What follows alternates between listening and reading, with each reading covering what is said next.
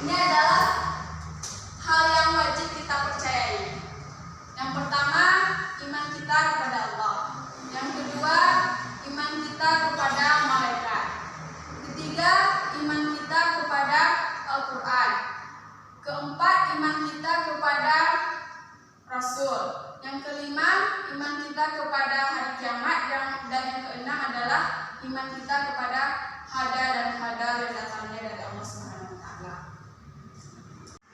Baiklah, kita akan menuliskan contoh dari sikap beriman.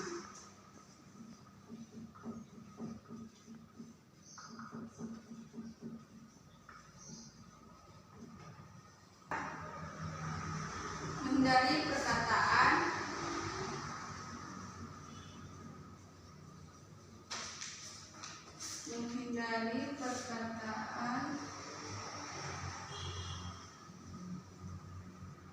yang tidak bermanfaat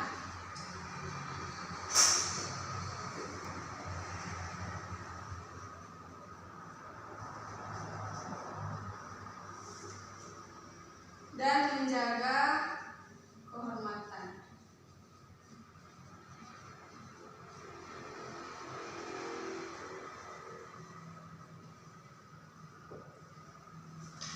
Dan yang terakhir, memelihara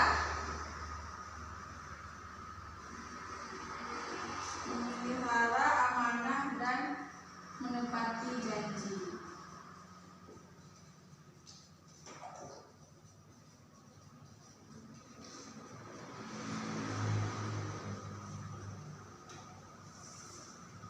Inilah contoh dari sikap beriman. Jadi di sini kita bisa lihat ya anak-anak, contoh dari sikap beriman itu adalah yang pertama, senantiasa bertawakal. Berarti kita itu sudah paham bahwa tadi kita sudah percaya kepada Allah. Jadi setiap apapun ada musibah pada kita, ada cobaan, kita harus senantiasa bertawakal. Itu adalah sikap dari beriman itu sendiri. Yang kedua, ada tertib dalam melaksanakan sholat dan selalu melakukan perintahnya. Itu adalah sikap dari beriman yang kedua. Dan yang ketiga, menafkahkan rezeki yang diterima di jalan Allah. Keempat, menghindari perkataan yang tidak bermanfaat dan menjaga kehormatan. Kita tahu bahwa kita ini itu dipantau. Istilahnya itu ada CCTV yang bukan buatan manusia, tapi buatan dari Allah Subhanahu wa Ta'ala. Ada mata-mata, ada yang menjaga kita. Jadi sudah seharusnya sikap-sikap ini tertanam dalam jiwa kita dan kita melakukan apa yang ada di contoh ini. Baiklah, kita akan membahas tentang ibadah ya. Ibadah secara bahasa ada berarti tunduk atau merendahkan diri. Sedangkan menurut istilah, ibadah adalah ketaatan yang kita lakukan dan dilaksanakan dengan berdasarkan perintah Allah Subhanahu wa Ta'ala. Ibadah ini terbagi menjadi dua. Ada ibadah mata dan ada ibadah ghairu mata. Apa itu ibadah mata?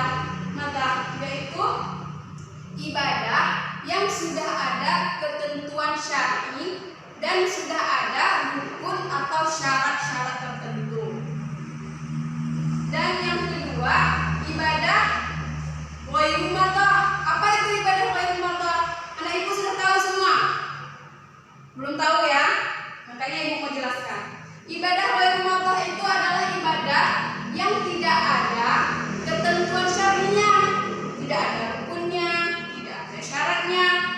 Seperti apa contohnya nanti akan dibahas. Ibadah dengan iman itu ada kaitannya. Hubungannya sangat erat sekali. Ibadah ini adalah wujud dari iman kita. Jika kita sudah beriman, sudah pasti kita akan beribadah. Contohnya saja seperti ini ya, singkatnya dibilang, sederhananya yang dikatakan, kita percaya bahwa Allah itu ada. Otomatis kita akan mengerjakan sholat, mengerjakan puasa, karena kita percaya Allah itu ada, malaikat itu ada. Jadi kita pasti merasa saya ini dilihat sama Allah. Kalau kita mau bermaksiat, ada Allah, ada malaikat, seperti itu. Itu adalah contoh perbuatan kita yang kita menunjukkan iman kita. Ibadah kita lakukan karena Allah Subhanahu wa taala. Kemudian Ibu ingin membahas tentang contoh ibadah madah dan ibadah ghairu madah tadi ya. Ibu hapus ini dulu ya.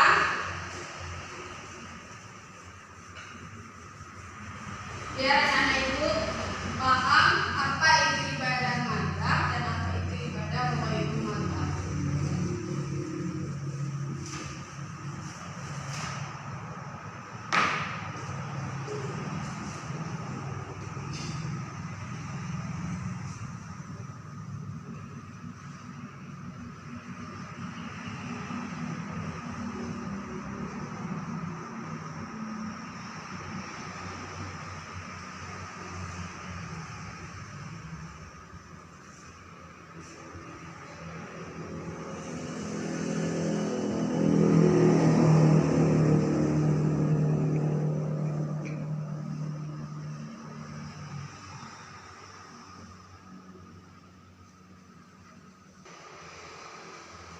Jadi, contoh ibadah madah itu adalah sholat, puasa, zakat, haji, dan kurban. Mengapa? Yang sudah dijelaskan tadi pengertiannya, seperti pengertiannya tadi. Ibadah madah ini kan adalah ibadah yang sudah ada ketentuan syarat dan rukunnya.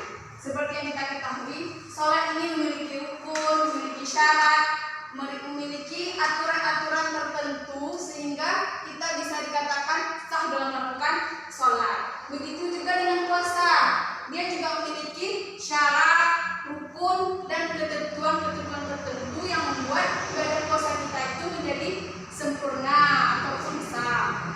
Begitu juga zakat, haji, dan kurban. Itulah contoh-contoh dari ibadah madah. Kemudian di sini ada ibadah ghairu madah.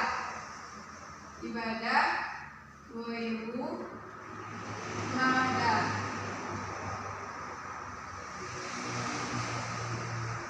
Contohnya